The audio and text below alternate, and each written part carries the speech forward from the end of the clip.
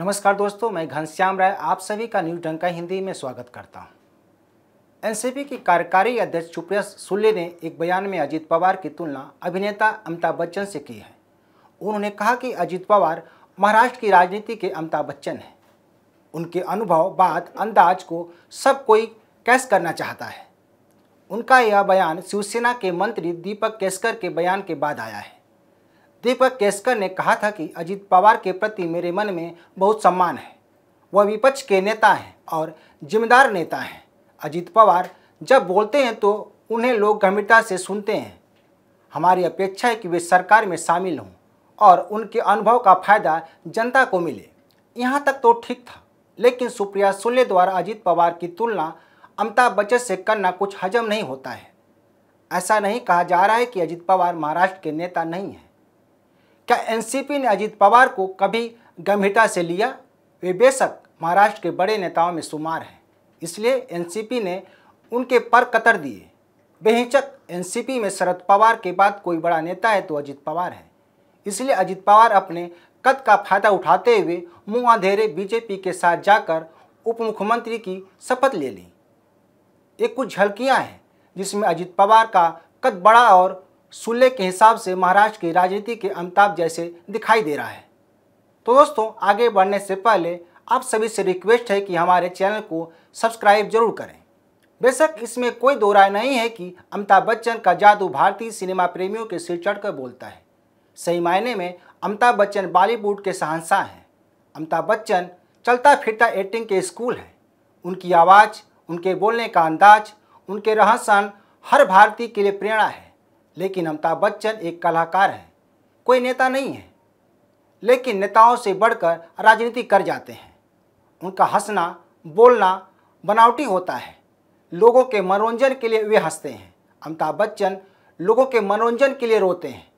क्या सुप्रिया सुले यह बताएंगे कि अजीत पवार का बयान जनता के मनोरंजन के लिए होता है? क्या यह मान लिया जाए कि नेताओं की बातों को जनता गंभीरता से नहीं लेती है? ऐसा मैं नहीं कह रहा, बल्कि उप मुख्यमंत्री देवेंद्र फडणवीस ने एक बार ऐसा कहा था। अजीत पवार और सुप्रिया सुले वंशवाद की पूंजी हैं। दोनों नेताओं में अब यह अंतर दिख रहा है कि सुप्रिया सुले शरद पवार की उत्तराधिकारी होंगी, जबकि अजीत पवार आंख पर काली पट्टी तो नहीं बांध सकते, लेकिन काला चश्मा जरूर लगा सकते हैं। एनसीपी के बड़े नेताओं में शुमार अजीत पवार का दर्द तब जब छलकता रहता है।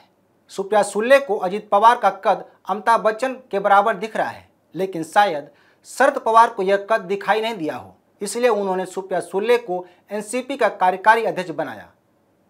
जिस अंदाज की तारीफ सुप्रिया सुले कर रही है वह कुछ ज़्यादा ही है। अमिताभ बच्चन और अजीत पवार में जमीन आसमान का अंतर है। शरद पवार सुप्रिया सुले को कार्यकारी अध्यक्ष बनाए जाने को लेकर तमाम दावे करते रहे हैं, लेकिन उसमें दम नजर नहीं आता है। सुप्रिया सुले को कार्यकारी अध्यक्ष बनाए जाने के बाद शरद पवार ने पत्रकारों से कहा था कि सुप्रिया सुले को कार्यकारी अध्यक्ष बनाने के लिए अजीत पवार ने ही नाम सुझाया था। शरद पवार ने वही किया जो बाला साहब ठाकरे ने उद्धव ठाकरे को पार्टी की कमान सौंपने के बाद कहा था। उन्होंने कहा था कि उद्धव ठाकरे को पार्टी की कमान देने के लिए राज ठाकरे ने ही नाम आगे किया था। संयोग या राजनीति, यह सुप्रिया सुले अच्छी तरह से जानती हैं। शरद पवार ने यह भी कहा था कि सुप्रिया सुले को कार्यकारी अध्यक्ष कार्यकर्ताओं की मांग पर बनाया गया। ऐसा ही कुछ बाला साहब ठाकरे ने भी उद्धव ठाकरे के लिए कहा था। सवाल यह है कि क्या शरद पवार सच बोल रहे हैं? लेकिन उन्होंने एक कार्यक्रम में खुद कहा था कि पत्रकारों को हम जो बताते हैं वही वह छापते हैं, वही वह कहते हैं। इस बात से साबित होता है कि शरद पवार सामने कुछ और कहते हैं और उनके मन में कुछ और चल रहा होता है। बहरहाल यह बीता हुआ समय है। यह साफ है कि शरद पवार ने जो कहा वह सही नहीं है। अब आते हैं मुख्य मुद्दे पर। तो अजीत पवार का बैकग्राउंड राजनीति है, लेकिन अमिताभ बच्चन का बैकग्राउंड राजनीति नहीं है, लेकिन उन्होंने अपने दम पर बॉलीवुड में जगह बनाई है। अमिताभ बच्चन ने कई उतार चढ़ाव देखे हैं, मगर अजीत पवार ने अपने दम पर कुछ नहीं बनाया।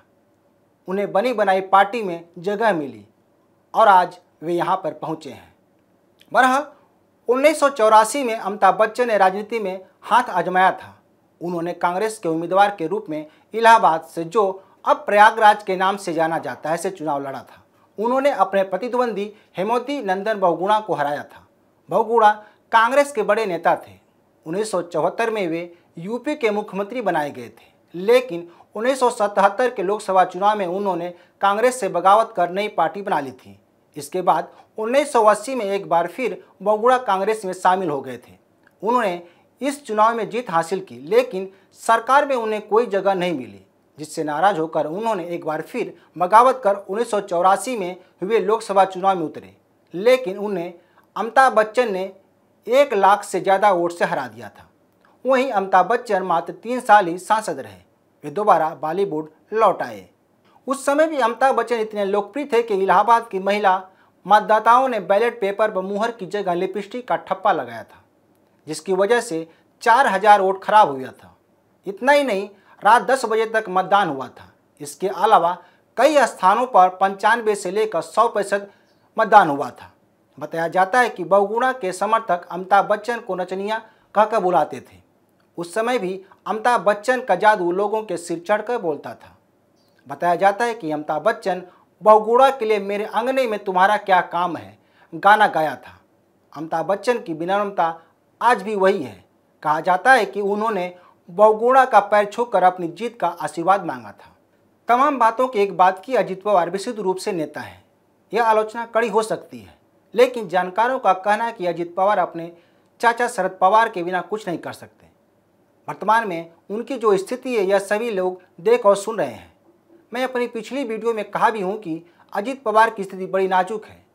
जिस तरह से शरद पवार ने किनारे लगाया, अजित पवार शरद पवार के रहते कुछ भी नहीं करने में नाकाम हो गए। यह बताने की बात नहीं है। 2019 के विधानसभा चुनाव के बाद हुए नाटकीय घटनाक्रम को देखा जा सकता है।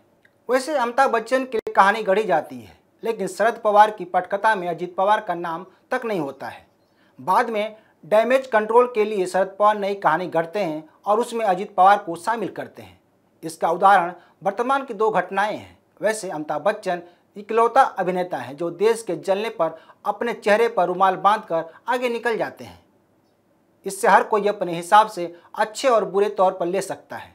वहीं सुप्रिया सुले का बयान खुशामद हो सकता है, क्योंकि सुले वंशवाद की उत्तराधिकारी हैं। तो दोस्तों, आप इस बारे में क्या सोचते हैं, हमें ज़रूर बताएं। इस वीडियो को शेयर, लाइक और कमेंट जरूर करें। हमारे YouTube चैनल को सब्सक्राइब करना न भूलें। धन्यवाद।